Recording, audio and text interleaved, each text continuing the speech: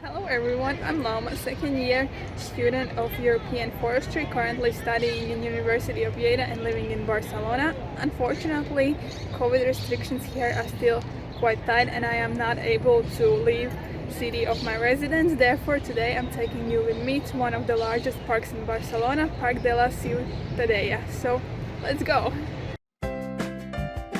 Now we have arrived to the park. However, before walking around and getting to know the park, let's talk a little bit about history and why the park is needed. Barcelona is one of the biggest and most densely populated cities in Europe. Therefore, having green areas are crucial not only for environment but also for people well-being, especially during complicated times like right now. Parc de la Ciutadella is the second largest park in Barcelona, right after Parc Montjuic.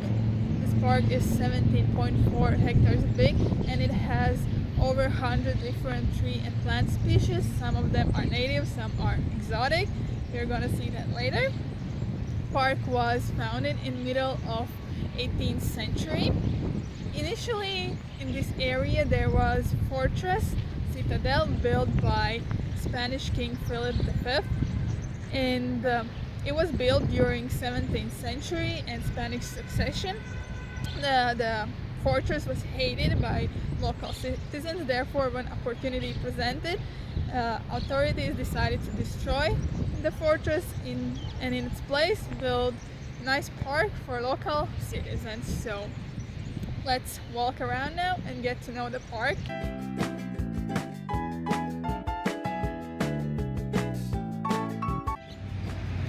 This video tour I would like to start with showing some general characteristics of the park.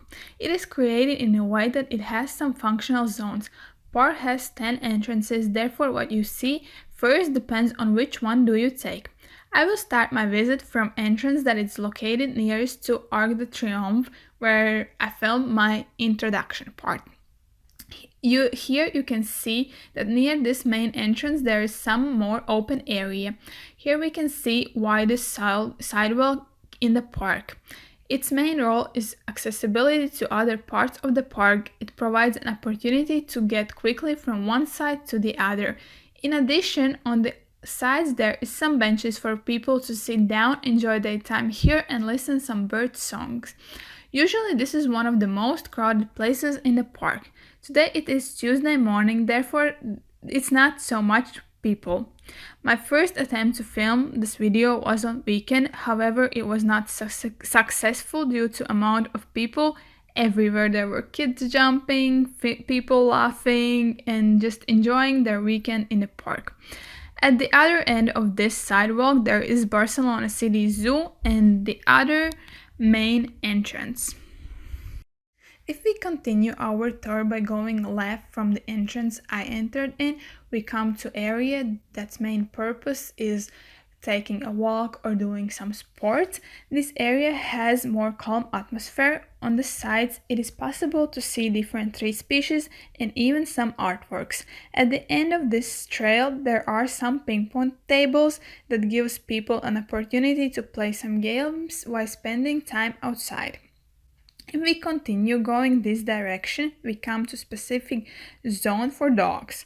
Entrance in it is marked by special sign. Here dogs can run freely without leash. I think it's very nice that this park has this zone. Otherwise, in the days when it's crowded and there is a lot of people, it may not be possible for dogs just run even a little bit freely. It is not big, probably for dogs it would be nicer if it would be a bit bigger, but in the end I think it's still quite unique because not all the urban parks have these special zones for dogs. Next zone I would like to show you is what I would consider as one of the focal points of the park. It is Parc's fountain. It was designed by Parc's first main architect Josep Fontserè and little help of Antoni Gaudí, who at that time was still a university student and was unknown. It is made in a way to look like a cascade. It greatly incorporates architecture and practicality, meaning that people can enjoy cultural and aesthetic value of it, while lower level is great swimming place for water birds such as ducks. Here it is possible to climb up the stairs that are located on both sides of the fountain. From up there it is possible to see some nice view over the park.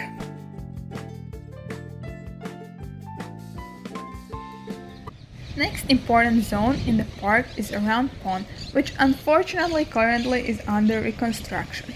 It provides people with great recreational value. Around it there are many more quiet places where you can sit down, listen to bird songs and almost forget that you are in the middle of Barcelona. However, currently they are closed as well. The pond also has environmental value. It provides living space for birds such as black-headed gull, yellow-legged gull, and grey heron. I also visited this park when I was living in Barcelona last summer, and I have some videos from that time. Therefore, for you to get a glimpse how the park normally looks, I am putting those videos here. In park area there are 4 buildings that were not destroyed with the rest of the fortress in 19th century and are still standing. Here on the left we can see what used to be Governor's Place and currently is school. On the right there is chapel that has not changed its purpose. If we look straight ahead, there we can see Catalan's Parliament building that used to be Arsenal. 4th building is located on the other side of the park and currently there is Nature Science Museum. Previously I mentioned that in the park there is over 100 different tree and plant species, both native and exotic, so now let's talk about some of them. When we talk about urban forestry in Barcelona, first species that comes to my mind is Platanus hispanica. This species is not native, but according to what I have seen around the city, it is the most commonly used one. Here in a park it can be seen in multiple places, however it can also be found on almost every street in Barcelona, starting from Las Ramblas ending between apartment houses. Platanus hispanica has an ability to grow in compacted soils and resist city pollution. It has a large crown which helps to control environmental temperature and gives people shelter from sun in the summer. When I first arrived in Barcelona last summer, I was worried about how hot it was going to be, but thanks to these trees in the street, it was not even half as bad as I imagined. Next, I would like to talk about 2 native species that has an important role. First one is Quercus ilex or holm oak. This evergreen oak species is one of the most important species in Catalonia. It can be found in almost all Catalonia except for 2 high mountains or 2 dry areas. Its main usage is for firewood. Second one is also evergreen oak tree Quercus suber or cork oak. Its name is already giving away its main usage. This tree species has quite high importance due to many wine and cava producers in the area. However, comparing to the past, its distribution in Catalonia has decreased. When cork oak stands are managed, experience and precision is very important. Otherwise, tree stems can get damaged and trees can even die. Now we have come to one of my favorite parts in this park, at least currently, and this is this kind of alley of orange trees or Citrus aurantium. I like this part of the park currently because now all those trees are having leaves and also fruits, which is for me as a girl coming from Latvia with proper 4 seasons quite strange to have trees with fruits and full leaves on in a winter time. But I think it's very nice here and they have tried to make possible that people have these green trees all around the year. So in the park there are still trees without leaves, there are trees blooming, and then there are trees with the fruits, and I found it very strange, but I think it's super nice. When we talk about urban forestry in Barcelona and Parc de la Ciutadella, I can't not to mention palm trees. They are planted in different parts of the park and the city, and it's also possible to see different species of the palm trees. For example, canary palm and date palm. Those palm trees are not native to Spain, however they are loved by local citizens and tourists. Apart from those 3 species that I just talked about, in the park there are many more that can be found. For example, linden trees, pine trees, cassava, acacia, magnolia, and poplars.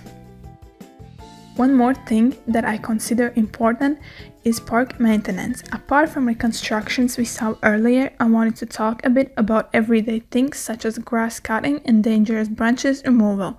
During filming this video, I had a great opportunity to witness the first one, grass cutting. For some of my videos I have this amazing background noise. Nevertheless, in my opinion, both of these activities are crucial for park's aesthetic value and safety. However, when branches are removed, it has to be done carefully. Otherwise, some trees may end up with crowns that are not looking so attractive. Parc della Ciutadella is over 17 hectares big and there is so much to see. In this video, I try to show and talk about things that I found most interesting or exotic. In general, I enjoy the way that park is created and different values it incorporates, both environmental and human, and especially in times like these when we are not allowed to leave our city of residence, I can see the importance of parks. People come here to spend time at least a bit closer to nature, to do some sports and even admire some architecture. One of my personal favorite things about this park is how here's always some green plants. I'm coming from northern part of Europe and I am used to that in winter. Mostly only green trees are conifers, but here we have mandarin trees, palm trees, and even some evergreen for oak trees.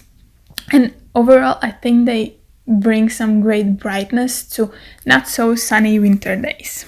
Now we have come to an area where there is quite a lot of palm trees, and even though I've been living for almost a year in Spain now, I still love them and they are still exotic for me. However, this is the end of our visit of Parc de la Ciutadella for today. I hope you enjoyed and thank you for watching. Bye!